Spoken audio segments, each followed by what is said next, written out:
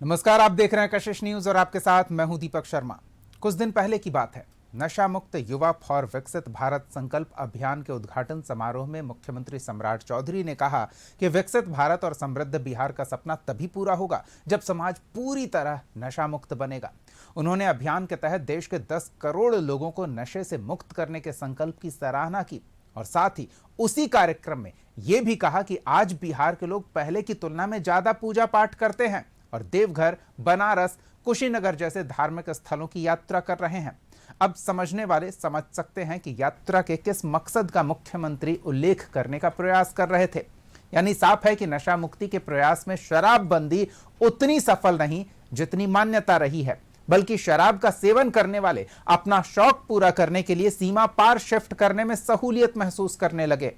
नशा मुक्ति फॉर युवा विकसित भारत संकल्प अभियान के बाद अब बात सीएम सम्राट चौधरी के Lalit Narayan Mishra institute of economic development and social change के आज के कार्यक्रम की, जिसमें आर्थिक विकास और सामाजिक बदलाव पर ज्यादा छात्र अध्ययन कर सकें, इसलिए संस्थान के संसाधन में बढ़ोतरी की बात कही है। और अब बात एक ऐसे रिपोर्ट की जो पोल खोलने के साथ आंख खोलने वाली भी है। National council for applied economic research की रिपोर्ट में बिहार में पूर्ण शराबबंदी को खत्म करने और नियंत्रित तरीके से शराब की बिक्री शुरू करने की सिफारिश की गई है। इसी रिपोर्ट के अनुसार आबकारी कर व्यवस्था बहाल होने से राज्य के राजस्व में 14 से 15% तक की वृद्धि हो सकती है। रिपोर्ट में यह भी कहा गया है कि शराबबंदी के बावजूद अवैध तस्करी और जहरीली शराब का समानांतर बाजार बढ़ रहा है। हालांकि सरकार अपने पुराने स्टैंड पर कायम है। मंत्री जी भले मान रहे हैं कि सूखा नशा या दूसरे नशीले पदार्थों का काला बाजार है, लेकिन भारी मात्रा में अवैध नशे की खेप जब्त भी की जा रही है। जरा सुनिए मंत्री जी को, फिर हम आगे बात करते हैं। और कोई सवाल इस पर नहीं उठता है। इसका किसी भी तरह से अगर किसी के मन में ये भ्रम है, जो हम लोग भी देख रहे हैं सोशल मीडिया पर, तो वो भ्रम दूर हम लोग करना चाहते हैं कि शराबबंदी अभी लागू है, लागू रहेगा। इस विगत 10 साल के अंदर जितने कार्रवाई हुए हैं, अभी आंकड़ा आपको लेना होगा तो हमसे ले लीजिएगा। इस 6 महीना के अंदर में बहुत ज़्यादा हम लोगों ने शराब पकड़े हैं और वो आंकड़ा हमारे पास मौजूद है। और जो सूखा नशा में इस्तेमाल होने वाले जैसे हीरोइन है, स्मैक है, गांजा है, अफीम है, सभी का मात्रा भी देखेंगे तो इतना ज़्यादा कभी भी जब्ती नहीं हुआ है। तो हम लोग पूरे मुस्तैदी से काम कर। मंत्री जी कह तो सही रहे हैं कि जब्त हो रहा है, लेकिन अब जो जब्त होता है वो बाजार में अवैध रूप से उपलब्ध सामान का कितना बड़ा या छोटा हिस्सा है, ये भी बताने की जरूरत नहीं। और जो आंकड़ों की बात कर रहे हैं माननीय, वो भी अगर देखें तो राजस्व में 14 से 15% तक की बढ़ोतरी के बराबर नशे का काला कारोबार का उल्लेख रिपोर्ट में किया गया है। तो उसके आकार का अनुमान लगाना लाखों करोड़ों के हिसाब करने वालों के बस की बात नहीं है। अरबों का यह काला कारोबार है। उधर खजाने की बदहाली की भी खुली चर्चा है। तो सवाल तो खड़ा होता है कि ऐसे में संभावना पर चर्चा करने में क्या हर्ज है। और संभावना ये जिससे जुड़ा हमारा आज का सवाल है कि भरना है सरकारी खजाना तो क्यों ना खोल दें मैखाना। जवाब लेंगे। हमारे साथ कुछ मेहमान जुड़े हैं, उनसे आपका परिचय करा दें। हमारे साथ जेडीयू की ओर से पक्ष रखने के लिए राजेश तिवारी जी हैं, हिंदुस्तानी आवाम मोर्चा सेक्युलर की ओर से पक्ष रखने के लिए विजय यादव जी हैं, कांग्रेस की ओर से पक्ष रखने के लिए मृणाल अनामे जी हैं और साथ ही हमारे साथ विशेषज्ञ भी जुड़ेंगे, उनसे हम राय लेंगे कि क्या कुछ हो रहा है। लेकिन सबसे पहले राजेश जी आपसे जानना चाहेंगे, मुख्यमंत्री नीतीश कुमार का प्रयास था कि बिहार में सामाजिक सुधार की दिशा में एक बड़ा कदम उठाया जाए और नशा मुक्ति के साथ इसकी पहल की जाए। शराबबंदी शुरुआती दौर में प्रभावी दिखती थी, लेकिन अब शराब हर घर पहुंच रहा है, हर चौक चौराहे पर उपलब्ध है, गलियों बाजारों में जहां चाहे आसानी से उपलब्ध हो जाता है। इस तरह की चर्चा आम है। और जो ये आर्थिक सर्वेक्षण करने वाली संस्था है वो बता रही है कि राजस्व में बिहार में 14 से 15% तक की बढ़ोतरी हो जाएगी अगर वो शराबबंदी खत्म कर दे तो नहीं, सिर्फ नियंत्रित करके शराब की उपलब्धता बिहार में करा दे। यानी कि कितनी बड़ी खपत है बिहार में शराब की, उसका एक अनुमान लग रहा है। तो क्या नीतीश कुमार के हटने के बाद इस बात की चर्चा जोर नहीं पकड़ रही है कि अब नीतीश कुमार तो नहीं है, शराबबंदी पर भी विचार किया जाए? देखिए, राष्ट्रपिता महात्मा गांधी ने शराब को लेकर के कहा था कि शराब एक सामाजिक बुराई है जो किसी का भी मस्तिष्क को एकदम शून्य कर देता है, उसको सोचने समझने की शक्ति को छीड़ कर देता है। और बिहार के विकास पुरुष और आधुनिक शिल्पकार नीतीश कुमार जी ने जो आधी आबादी को मांग को लेकर के जिस तरह से एक मुहिम चलाया था 2016 में और पूर्ण शराबबंदी को लागू किया था, उसमें सभी दल का समर्थन था। सभी दल के माननीय उस लोकतंत्र के मंदिर में बजाते शपथ लिए कि हम शराबबंदी को सफल बनाएंगे, हम न खुद सेवन करेंगे न हम इसको सेवन के लिए प्रोत्साहन करेंगे और इसको बंदी को पूर्ण सफल बनाएंगे। वो सभी दल के, यहाँ तक कि उस समय हमारे अभी जो अपोजिशन में है कांग्रेस और उस समय का मस्तान साहब इसके मंत्री थे, जिन ठीक है मंत्री थे, तो उनको लेकर के ये इस तरह का ये पूर्ण रहा है। समय समय पर इसका समीक्षा भी होते गया है और इसमें बहुत सारे सुधार किए गए जो आज पूर्ण रूप से सफल है। देखिए, शराबबंदी की लेकर के कहा जाता है एक सामाजिक आंदोलन है और हम उसको ये मानते हैं कि इसको आर्थिक आधार से नहीं जोड़ना चाहिए,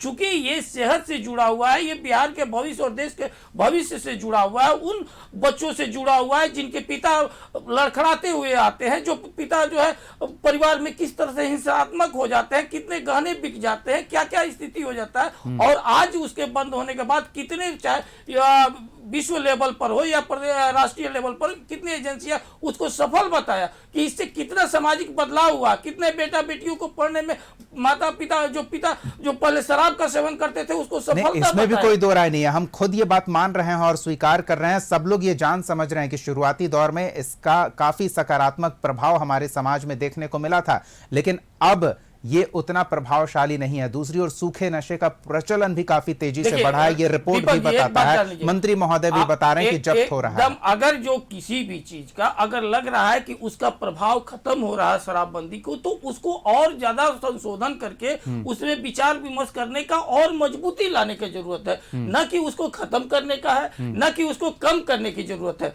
क्योंकि हर कोई ये मानेगा कि शराब बुराई है, शराब पीना कितना नुकसानदेह है, किस तरह से लोग पर रोड पर आज जो लोग कहते हैं कि नहीं शराबबंदी को खत्म करना चाहिए, वो भी अगर जो ये अगर रोड पर अगर निकलते हैं तो वो मानते हैं कि हाँ ये शराबबंदी सफल है, क्योंकि आपको इस तरह से नहीं दिखाई देगा। कोई घर में पी रहा है, कोशिश किया जाता है उसको भी पकड़ने का सरकार करती है, उसके लिए जन जागरूकता, आपको पोल से लेकर जन जागरूकता अच्छी बात है, सब कुछ किया जाता है। विजय जी, आपके पार्टी के मुखिया का कहना है कि एक समाज विशेष इससे थोड़ा ज्यादा प्रभावित हुआ है, सामाजिक तौर पर भी, आर्थिक तौर पर भी, आजीविका के स्तर पर भी, और वो पीड़ित प्रताड़ित वाली स्थिति एक वर्ग विशेष की हो गई है।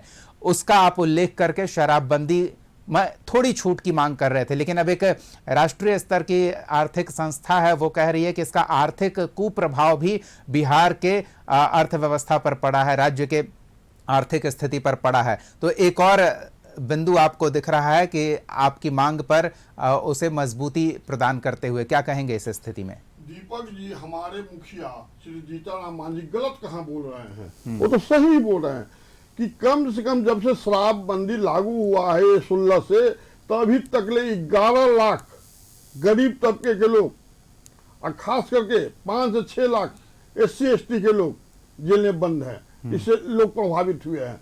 हम कहते हैं कि जो शराबबंदी हुई है, जो हर लोगों ने कसम खाया था, हमारे जितने पक्ष विपक्ष जितने सारे नेता हैं, अभिनेता, सभी ने कसम खाया था, लेकिन वो बार बार हमारे मांझी जी ने, जब माननीय नीतीश कुमार जी थे, तो शराब कानून में हमेशा ढिलाई देने के लिए और बदलाव करने के लिए 3 बार उन्होंने रिक्वेस्ट करने का काम किया है। और उन्होंने एक तय करवाया था कि जो गरीब तबके के लोग हैं, जो एक पाव दिन भर कमाता है, रेजा मजदूरा में 1 पाव आधा पाव पीता है, आप जाके सोता है, जो 1 लीटर बोतल दारू लेके चलता है, उसको आप लोग पकड़ लेते हैं।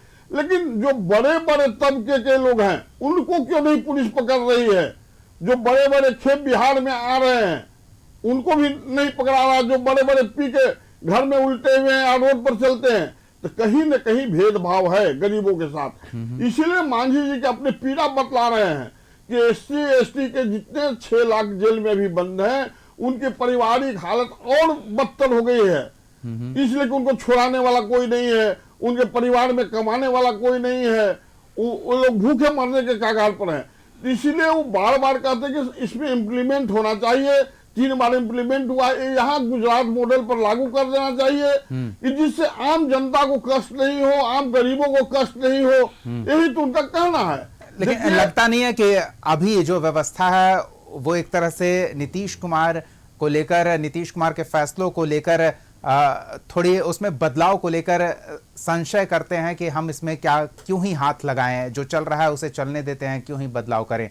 लेकिन वो सामाजिक परिस्थितियों को समझ नहीं पा रहे हैं या फिर समझकर भी उसे अनदेखा कर रहे हैं कि इसमें कुछ करने की आवश्यकता नहीं है, नुकसानदेह हो सकता है, आलोचना हो सकती है। सिर्फ कोई शिकायत कर दे इस डर से सुधार के लिए तैयार नहीं दिख रहे। देखिए, यहाँ आलोचना और सुधार की बात जहाँ बात उठता है, प्रश्न उठता है, तो देखिए जब तक किसी चीज का आलोचना नहीं होगा, सुधार के उपाय नहीं ढूंढेंगे, जब तक इस प्रकार होता है। देखिए, नेता ही नहीं, जो पुलिस आज भेदभाव कर रही थे, पुलिस के भी सारे जवान, बड़े बड़े अफसर, सभी लोगों ने कसम खाया था कि मैं कोई भेदभाव नहीं करूंगा, शराब पूर्ण रूप से बंद रहेगी। लेकिन कहीं ना कहीं पुलिस में भी खोट है, वो कहीं ना कहीं भेदभाव करके अमीरों को छोड़ रहा है, बड़े बड़े माफिया को छोड़ रहा है, लेकिन गरीबों को जो एक पावा था पीता है, अपना खांचा पूरा करने के लिए जेल में बंद कर देते हैं। इतना नहीं, पुलिस जब अपने परिवार के साथ एक्सप्रेस वे हाईवे पर आता है अदर स्टेट से, तो उसको रोककर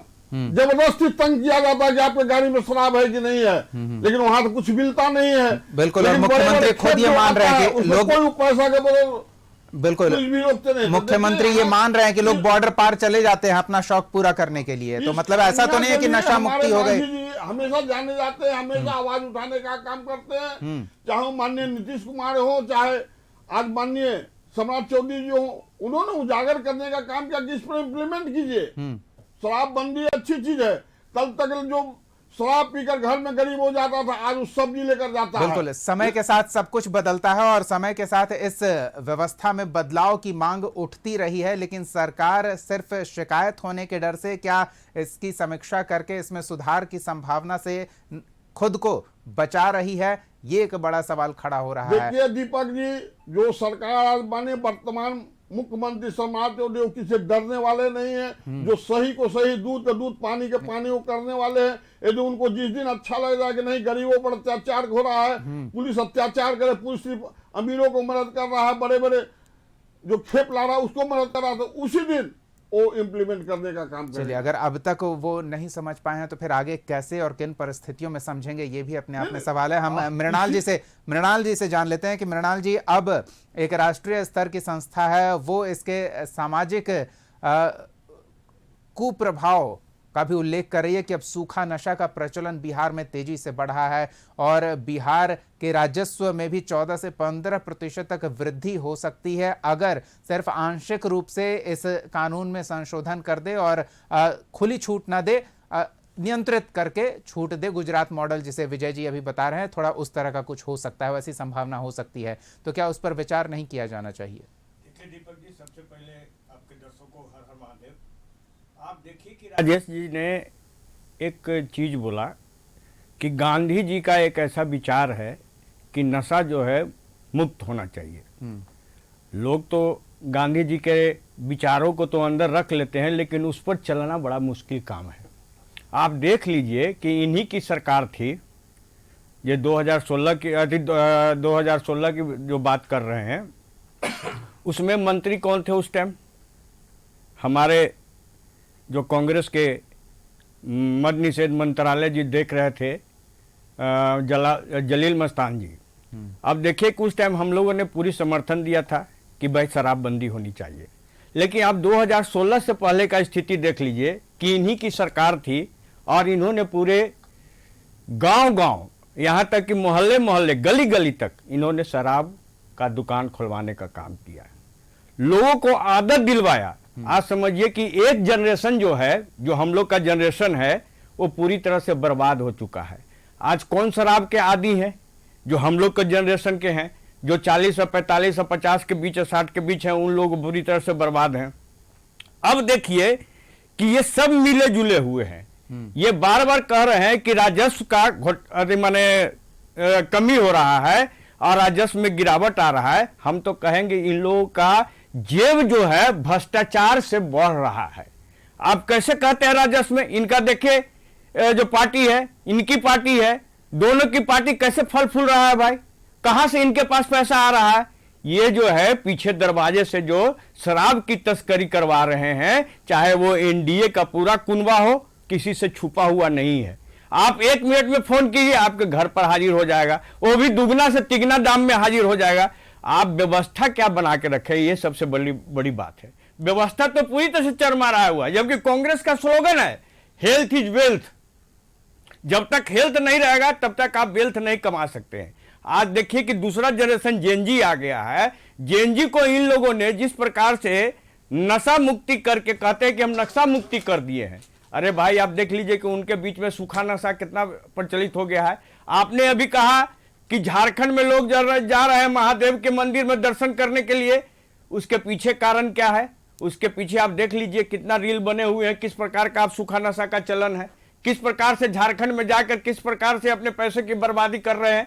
वहां झारखंड तो जाते हैं कुछ लोग भक्ति के माने के लिए, लेकिन कुछ लोग जो जाते हैं नशा के लिए चाहते हैं। तो हम चाहते हैं कि अभी आवाम मोर्चा के जो प्रवक्ता थे उन्होंने कहा कि गुजरात के मॉडल पर, यानी कि बीच का रास्ता तो हमें चुनना ही होगा, क्योंकि बीच का जब तक रास्ता हम नहीं चुनेंगे, आप देख रहेंगे कि अभी के सरकार का पूरा ट्रेजरी खाली है, ना ठेकेदार को पैसा मिल रहा है। का तो सवाल ही नहीं, खजाना खाली हो जाए, लेकिन समाज को हम बर्बाद थोड़ी होने देंगे। नहीं, समाज को हम बर्बाद होने की बात नहीं कर रहे हैं, लोगों को नशे से बचाना है। ना आप बताइए ना, ये उसके लिए हम खजाने की चिंता सुन लीजिए ना, अरे सुन लीजिए ना, अरे सुन लीजिए ना, यूपी बर्बाद हो गया, अरे सुन लीजिए ना, यूपी बर्बाद हो गया, मुंबई बर्बाद, सुन लीजिए ना।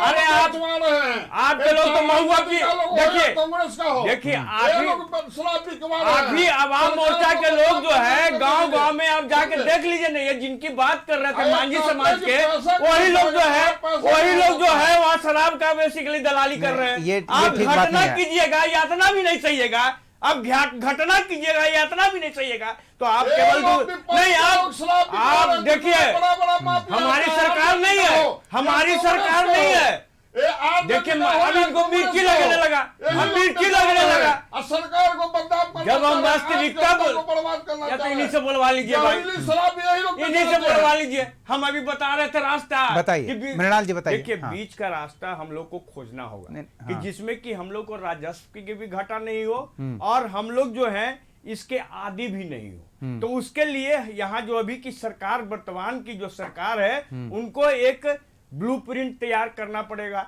उनको कई जगह पर जाकर उसका उदाहरण लेना होगा, वो देखना होगा कि ठीक है गुजरात का क्या व्यवस्था है, ठीक है भाई महाराष्ट्र की क्या व्यवस्था है, आप देख लीजिए कि उत्तर प्रदेश की क्या व्यवस्था है।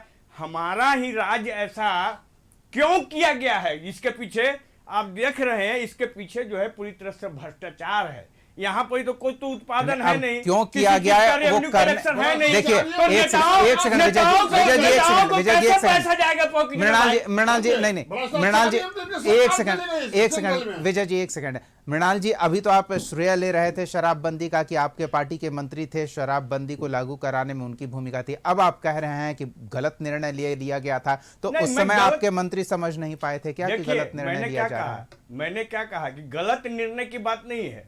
देखिए अभी आधुनिक युग है, आधुनिक युग में जिस प्रकार से आप देख रहे हैं कि बिहार के पास कोई राजस्व का कलेक्शन करने का कोई जरिया नहीं। वो तो सरकार की चिंता है ना, वो सरकार अपना सोचेगी क्या विकल्प हम तलाशेंगे। शराब विकल्प नहीं हो सकता ना। देखिए अब छूट गया, तो रिपोर्ट एक कह रहा है कि अगर छूट थोड़ी दे दी जाए तो ये दूसरा फायदा हो सकता है। आपदा में अवसर खोज लिया, आपदा देखिए सुन लीजिए, देश में लोग बेचने का काम किया है। देखिए आपदा में इन्होंने एक सेकंड विजय जी, आपदा में इन्होंने अवसर किया, क्या किया कि सबसे गली गली जो है सबको आदत लगा दिया, उसके बाद एक बंद कर दिया। तो अब देख लीजिए कि शराब का दुगना जो है उसका खपत तेजी से और पैसा जो है लोगों को बर्बाद जा रहा है।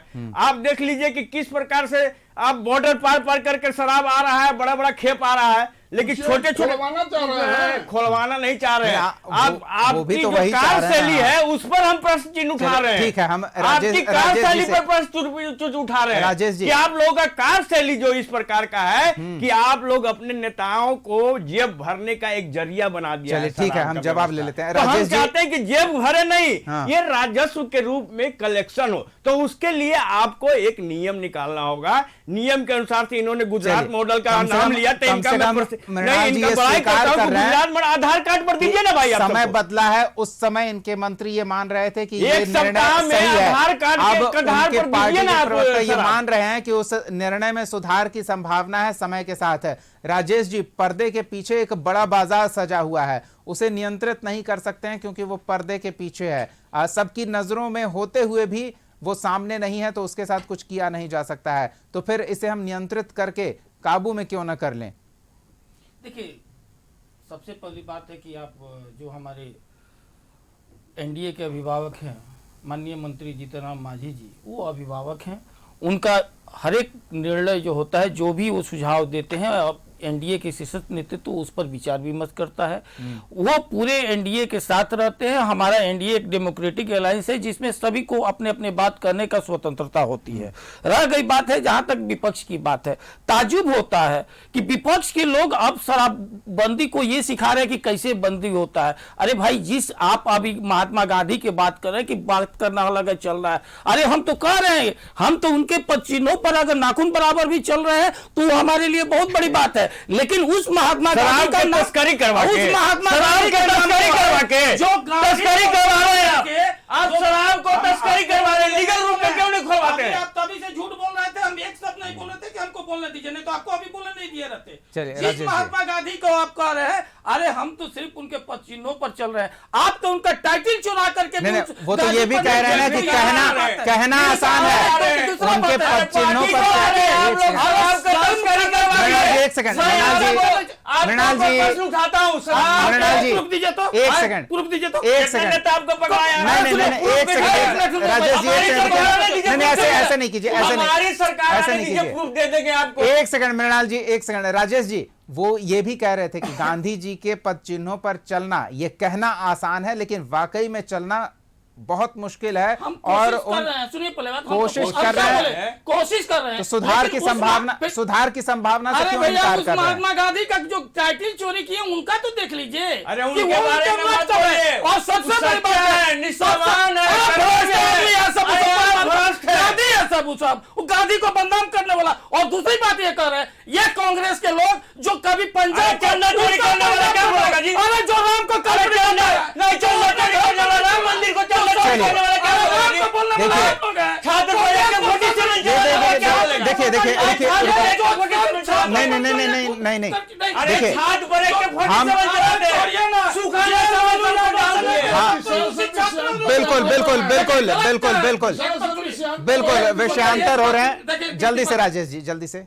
आप अगर जो कह दीजिए तो हम उठ के नहीं, चले जाते हैं। उठ के नहीं, आप सुधार कभी की संभावना पर विचार आप किया या तो जाना नहीं चाहिए कि समझते, नहीं? यही दिक्कत आपके साथ होता है। सुधार की आप क्या संभावना बात पर कर रहे विचार हैं? किया जाना तभी से चाहिए कि नहीं? प्रवचन जो दे रहा था उसको एक शब्द आप तभी से 10 मिनट समय दिए। ये बताइए, क्या बात है? सुधार बोलने की दीजिए। संभावना पर नहीं, विचार आप किया बोलिए, जाना- हमको नहीं बोलना, नहीं बोलिएगा, नहीं बोलिए, आप बोलिए। सरकार की तरह जिद पकड़ छोड़िए ना लीजिए। महाराज, नहीं, आप नहीं, इस तरह से हट, एग्री किया हट, जाता है, हट। ये चलाया जाता है, ये वो आप मत क्या बताइए, बात- वो छोड़िए आप ना। मत बताइए। यहाँ आपको कौन चलिए बताएगा? ठीक है, ये बहुत तो बहुत सिखा धन्यवाद रहा है। राजेश तिवारी जी, कब से? विजय आजादी, मृणाल अनामे जी अपना समय देने के लिए, चर्चा में शामिल होने के लिए। देखिए, सुधार समय के साथ सबको ये मांग कर रहे हैं, चाहे सहयोगी हों या विरोधी हों या फिर मुख्यमंत्री खुद ये समझ रहे हैं कि किस तरह से लोग बिहार से बाहर अपना शौक पूरा करने सीमा पार चले जा रहे हैं। लेकिन यहाँ बिहार में जो पर्दे के पीछे का बाजार है, जब कभी कभी पर्दा हटाकर प्रशासन उस पर नकेल कसने का प्रयास करता है तो लाखों की मात्रा में बरामदगी होती है। लेकिन ये बरामदगी उस काले बाजार में उपलब्ध सामान का कितना